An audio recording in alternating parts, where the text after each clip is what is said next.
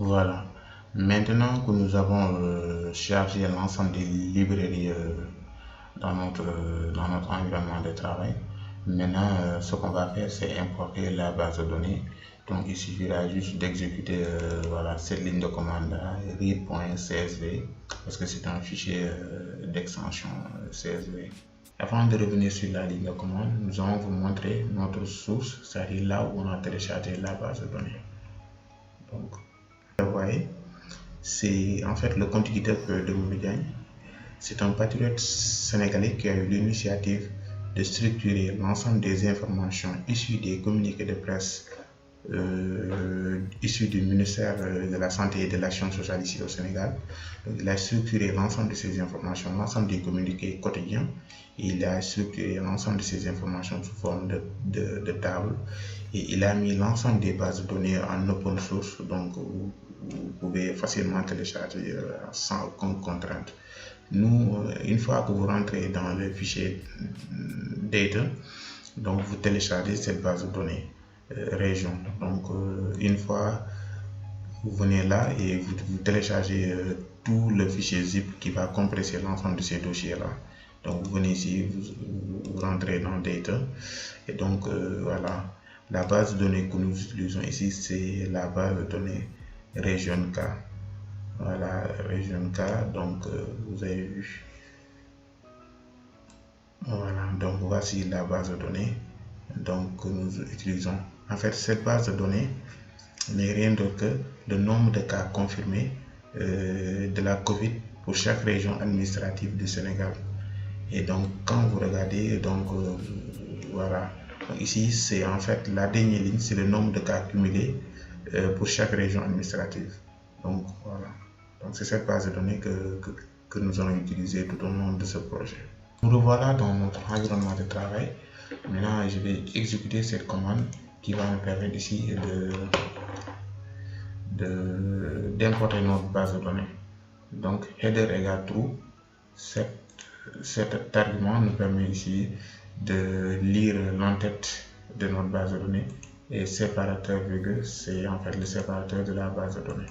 Donc, on exécute cette ligne de commande, et donc nous allons maintenant passer à cette ligne de commande structure qui nous permet ici de voir la structure de notre base de données, c'est-à-dire les différentes classes qui constituent les différentes classes de nos variables en fait qui constituent notre base de données. Donc c'est une base de données constituée par 15 variables ici, comme vous le voyez, et, sur 138 observations. Comme vous le voyez ici, on a voilà. Donc maintenant, ce qu'on remarque en premier, que chaque variable est écrite en majuscule. Donc voilà, nous allons modifier ça. On voudrait à ce que, donc la première chose que nous allons faire, nous, c'est reconstituer la base de données. Voilà, donc et en ce sens, nous allons aussi commencer par changer ici le format des différentes variables. Par exemple, vous regardez Catherine ici, c'est en majuscule. Donc on ne veut pas ça. On voudrait à ce que chaque variable soit sous le format d'un nom de famille, c'est-à-dire la première lettre en majuscule, le reste en minuscule. Donc nous allons renommer chaque variable colonne. Chaque nom de colonne, nous allons renommer. Donc nous allons renommer l'ensemble des variables colonnes.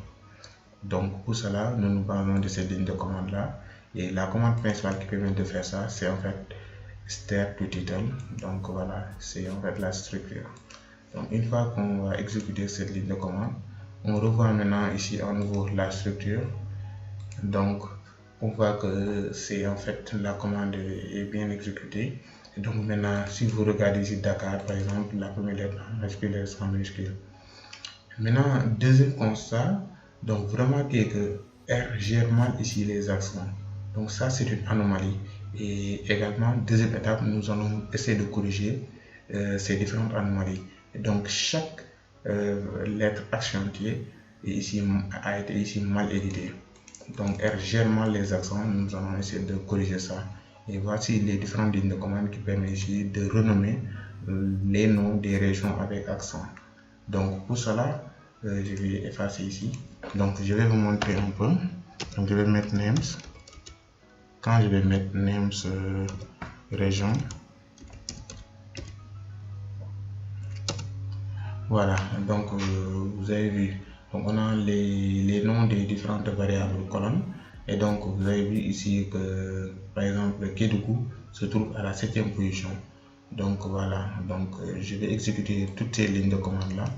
Donc une fois qu'on a fait ça, on consulte à nouveau la structure pour voir si effectivement, voilà, maintenant c'est ok. Donc maintenant on a renommé tous les noms et on n'a plus voilà, donc jusque là tout est correct. Mais regardez ici, ça c'est une variable, c'est la variable date. Sur R, on a plusieurs types de variables. Parmi toutes ces variables, il y a ce qu'on appelle les variables de type date. Et donc, nous, notre variable qu'on a ici, c'est une variable de type factoriel. C'est une anomalie. Donc, nous allons corriger ça. Donc, parce que R ne reconnaît pas les variables de type date a priori. Et donc, la commande qui nous permet de corriger tout ça, c'est cette commande-là. Voilà, c'est cette. Nous allons exécuter ces lignes de commande là pour rectifier, pour corriger cette anomalie là. Donc, on va faire ça. En fait, une variable de type date devait être de type. Lorsque vous voyez une variable de type POSIT-XCT, dans ce cas, vous saurez automatiquement que c'est une variable de type date. Donc, c'est ça que nous allons faire ici. Donc, on va corriger ça avec cette ligne de commande. Donc, et également ici, cette commande va nous permettre d'ordonner notre base de données suivant les dates. Autrement dit, la base de données maintenant sera ordonnée de la date la plus ancienne jusqu'à la date la plus récente. Et maintenant, nous gardons toujours à l'esprit que nous sommes toujours à l'étape de la reconstitution de notre base de données.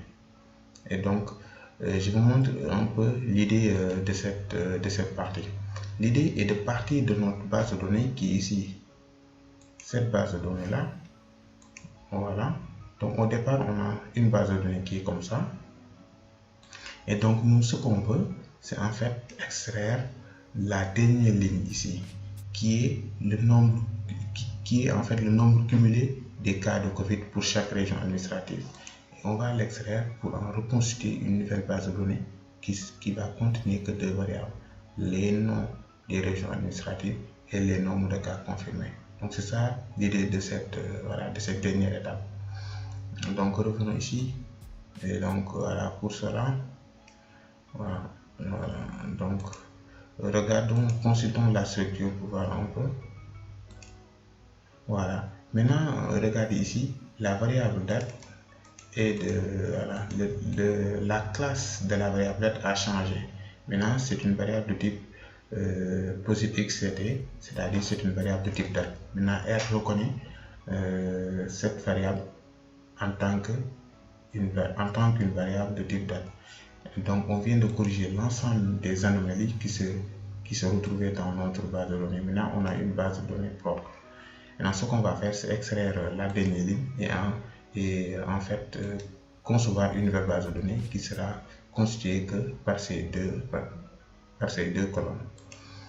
Pour cela, qu'est-ce qu'on fait? On va extraire la dernière ligne, c'est-à-dire on va utiliser ici, on va faire une extraction. Donc on va prendre le max de la variable date, c'est-à-dire la date la plus ancienne, c'est-à-dire la date la plus récente. Et donc quand on va exécuter cette ligne de code, donc on a ici cette variable, je l'ai nommée confirmée. Donc c'est une seule observation sur 14 variables. Donc quand vous regardez confirmer, on obtient la source suivante. Voilà, on vient d'extraire, on n'a que la dernière ligne là. Maintenant, moi, dans confirmer, j'ai besoin que des nombres de cas, voilà, des nombres de cas, des valeurs, et non des noms des régions administratives, parce que je dois les séparer, les noms à part et les nombres de cas confirmés. Donc je reviens ici et donc j'ai créé une variable que je vais appeler confirmé2 qui va retenir que les valeurs entières. Donc je vais convertir en fait confirmé en valeur entière. Je fais ça. Une fois que je le fais ici, je l'obtiens là. Donc j'ai un vecteur qui est considéré que par des valeurs entières ici. Il n'y a plus de nom, il n'y a plus de voilà. Et enfin, je regroupe dans une seule base mes deux vecteurs là, mes deux variables confirmées et confirmées 2. Confirmées ici, c'est la variable qui contient les noms des régions administratives et confirmées 2, ce sont des valeurs. Du coup, je vais me retrouver avec cette base de données si j'exécute la dernière ligne de commande. Donc, pour voir un peu la fin, donc c'est ça. Voilà, donc c'est ça. Et donc, voilà, la première ici, les noms des différentes régions administratives, c'est ça que j'ai appelé région. Et les nombres de cas confirmés, ce n'est rien d'autre que c'est ce que j'ai appelé ici à la variable confirmée qui n'est rien d'autre que la variable confirmée 2. Donc, quand on va exécuter la dernière ligne, exactement, je peux maintenant fermer ça, ferme tout, pour voir si réellement on a. Donc, exactement, voilà, maintenant on a réussi, donc on vient de reconstituer notre base de données. Donc, ce qui met en terme maintenant la première partie. Donc, dans la prochainement, nous allons importer notre fichier shapefile. Donc, je vous donne rendez-vous pour la prochaine étape. Merci.